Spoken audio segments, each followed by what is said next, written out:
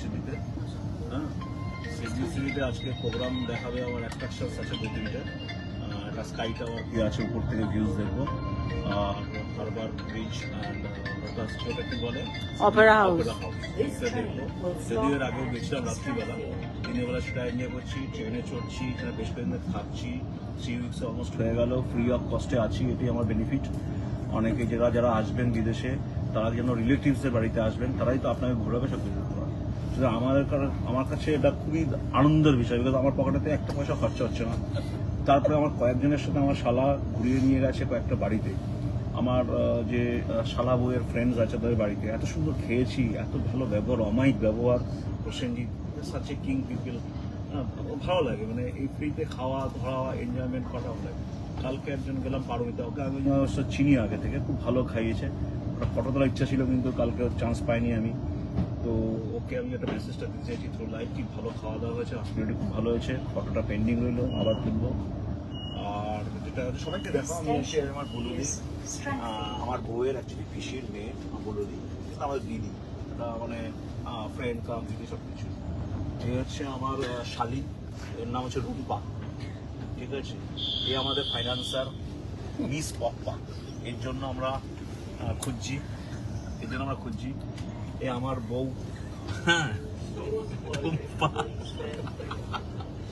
এ আমার হারামি শালা, পকেট খরচা করাচ্ছি। আমি এখন ক্লাসে আছি, বড় বড় লাক্সারি গাড়ি চড়ছি।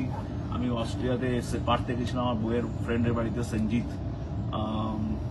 আর জায়তি, এত such a great people they are, hospitality super, টেসলা রাজাই ব্যাপার। মানে আপনি যদি কখনো কোথাও যান বিদেশে, আপনার রিলেটিভস থাকার দরকার, ফ্রি অফ কস্টে ঘুরুন, থাকুন, এনজয় করুন।